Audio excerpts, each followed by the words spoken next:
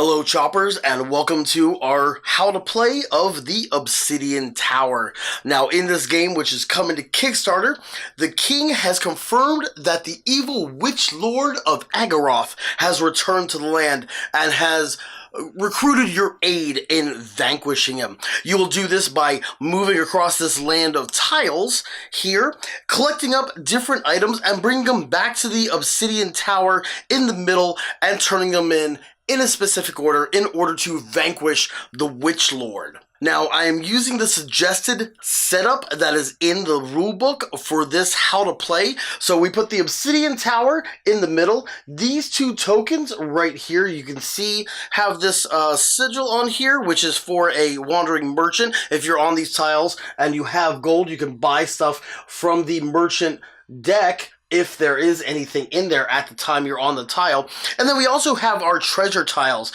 We have our orb tiles, which are here, our lantern tiles, which are here, and our key tiles, which are here. And when we are there and we have 4 of the corresponding cards, we can turn them in for the token that has the symbol on there. You can see this is the orb. I turned in those 4 orb treasure cards for this token, and I can put it on my character sheet. So those are the basic premise of the game. Let's go ahead and run through how to play. I should also note that after you put those 8 tiles plus the Obsidian Tower in the middle out on the board, the other 24 tiles can be spread out as you want on the board. This is the suggested layout because it's very symmetrical on both sides, and the players will start out on one of these far tiles that stick out from the board here, these 8 far tiles there. Not these ones here, these are the key token ones. So everybody chooses up one of their characters, and there's a multitude of them. They all have special abilities. You can see the ranger special ability right there lets them move through 2 adjacent tiles for 1 action, because on your turn you'll have 3 actions. So everybody takes one of the character cards there, as well as a matching token of the color of their card, and puts it on a starting spot. I'll go ahead and choose randomly, since we got the ranger on top, I'll choose a ranger, and I will put him here on the Lake of Lost Souls. Then you will go ahead and shuffle up the invasion deck that has this back, that's a map here. These cards here correspond to the tiles on the board, and these tiles are double-sided. So let's go ahead and pick up this Crook's Crag here. This is the regular side, and this is the invaded side, which is red and black colored picture of those. Now, whenever these cards come up in the invasion deck, you will flip this to that side to show that it's been invaded by the Witchlord's army. And if that card happens to come up again, it will be removed from the game, and you will not be able to pass through that tile. Alright, we'll go ahead and put that tile back there where it's supposed to be on the map. The other thing you're going to do is you're going to shuffle up this treasure deck here, and this will have all the cards that you need for the game, such as the orbs, as you saw earlier. It also has the lanterns and the skeleton keys that you will need to beat the game. It has other treasures you can acquire, such as gold, which you'll use to buy stuff from the merchant deck, some stuff to aid you in your quests, like the Ancient Djinn and the Pegasus, as well as stuff you can buy for the merchant. Whenever these cards come up, they are put in a separate pile off to the side. And whenever you are on one of those 2 merchant tiles, you'll be able to purchase those. You can see these pathfinders right here. You can purchase them for 2 gold if your character has those. And it increases the amount of actions that you could have to a maximum of 5. You keep this in your hand. Other cards you could possibly come up with in the treasure deck are Attack, which will ask you to pay 1 gold if you have it. If you don't, you'll have to discard a random card from your hand. Skirmish, which actually increases the invasion number on the dial to a different amount depending on the card. Plague, which could make you reduce your actions. Or the Dragon. When the Dragon comes out, its token is placed onto one of the cards. You'll flip over an invasion card and you'll place it on there, and that tile will not be able to be moved through or possibly saved in any way. So we're almost ready to begin. At the beginning of the game, you set the invasion dial to 2, because that's how many cards you will be turning out during the invasion phase, and everyone gets to draw 2 cards from the deck for their character. Treasure cards, that is. Then you will shuffle up the invasion deck and turn over the top 6 cards and flip those tiles to their invaded side. Once the tiles have been flipped, those cards that flip them are put into a discard pile and we can begin the game. The first player goes ahead and starts out taking his actions in the order of play, which has a quick reference card which all players should have a copy of. First off, on their turn, a player can take up to 3 actions.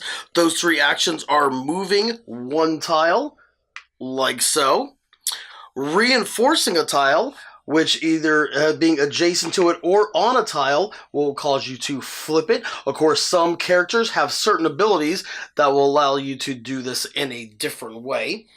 You can give a treasure or an item, which the treasures are black bordered, items are gold, if you're on the same tile as another player.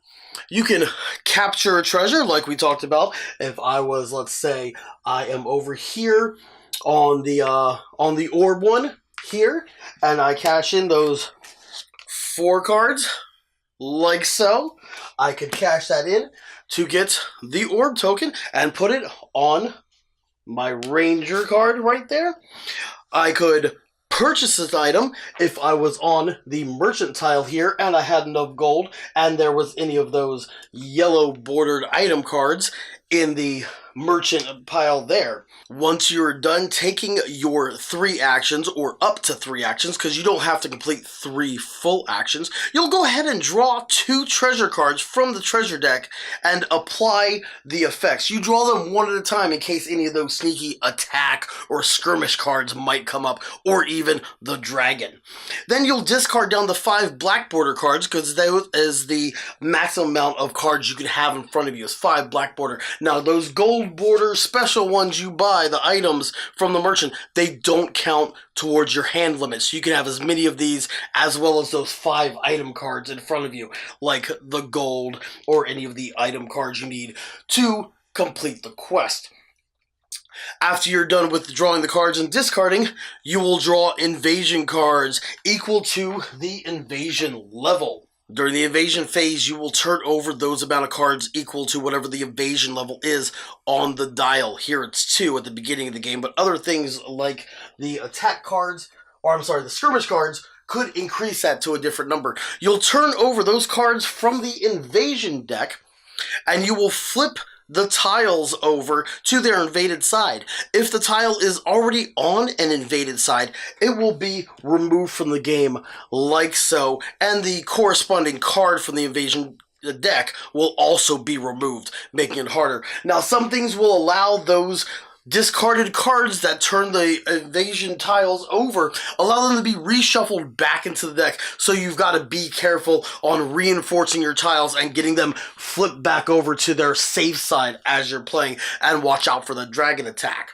Once the players have accomplished the task of getting all 3 special items, the skeleton key, the lantern, and the orb, and they got their tokens, they make their way over to the Obsidian Tower tile, where they will take an action to turn them in on their turn. First, the key to unlock the Obsidian Tower, then the lantern to throw back the darkness of the Witchlord, and finally, the orb to banish the Witchlord from the realm. Once that is done, players have completed and won the Obsidian Tower. Hey Choppers, I know you reached the end of the how to play, but it should be noted that the Obsidian Tower comes with 2 different expansion packs. They both add more heroes to the game, but the first expansion pack adds reinforcements and multi-currency and the Witchlord himself, along with a lot of tokens, and the second expansion pack adds hybrid attacks and other things that up the weight of the game and make it more difficult. So make sure you check it out. It'll be on Kickstarter May 7th. I'm Logan for Logan Chops Reviews. We'll see you next time. Happy gaming, bub.